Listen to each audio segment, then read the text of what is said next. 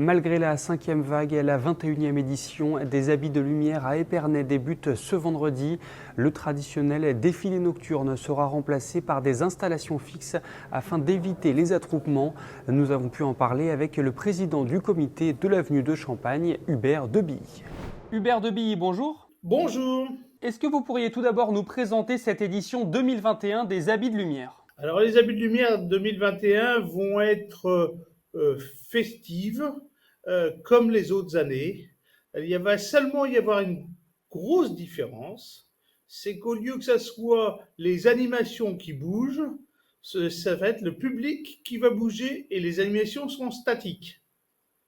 L'idée, tout simplement, c'est que de ne pas faire d'attroupement, de pouvoir donc sur toute l'avenue en permanence, il y aura des attractions qui feront que Monsieur X pourra être au 1 rue Avenue de Champagne et Monsieur Y pourra être au 40 sans perdre, sans louper quelque chose. Quels vont être les principaux temps forts ? Il n'y aura pas de principaux temps forts en tant que tel, puisque justement le but c'est qu'il n'y ait pas de temps fort et que tout le monde, qu'il arrive à 7h du soir, à 8h du soir, à 9h, voit les mêmes choses. C'est-à-dire que tous les vidéos mapping, et il y en aura au moins 3, voire 4, toute la musique, toutes les bars seront permanents. Les gens rentreront il y a 5 entrées dans l'avenue de Champagne, bien sûr les 2 bouts de l'avenue de Champagne, mais aussi des entrées latérales, pour que justement il n'y ait pas d'attroupement à l'une d'entre elles. Alors on sait que celle du bas, généralement, mais par exemple, on pourra rentrer aussi par la rue Jean Mouette, qui est la rue à droite, juste après la place de la République. Donc il y aura 2 entrées très proches pour éviter l'effet de groupe.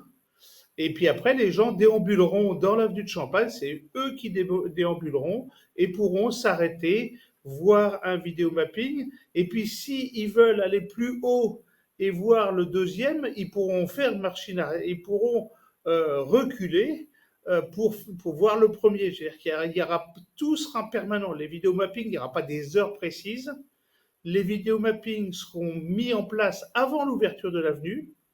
Donc dès la première seconde où vous arriverez dans l'avenue, il y aura des choses à voir. Il n'y aura pas comme les autres années une sorte d'inauguration à 7h, 7h15, où tout le monde attendait cette inauguration et la parade commençait.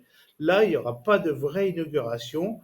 Tout le monde se promènera, comme je dirais, presque comme un week-end normal, sauf qu'il y aura un peu plus de fêtes et un peu plus d'activités et de spectacles. Est-ce que vous vous attendez à une belle affluence, malgré le contexte sanitaire ? Je pense qu'il y aura une belle affluence.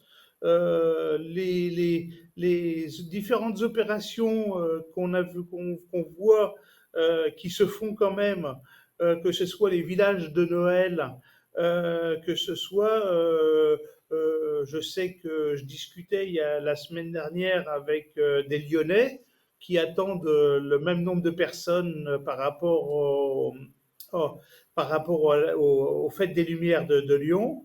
Je suis confiant, je pense qu'il n'y aura pas une très grosse différence par rapport à d'habitude. Et je dirais même que ça va être plus agréable parce qu'il n'y aura pas ce phénomène je dirais, entre guillemets, troupeau. Et, quand on faisait les habits de lumière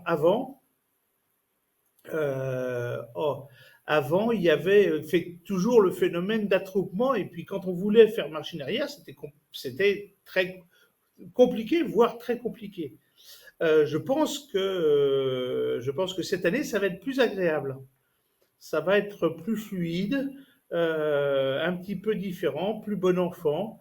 Je dirais pour l'aspect familial, par exemple, va être beaucoup plus agréable que les autres années. Très bien, merci beaucoup Hubert Debilly. Merci, bonne soirée.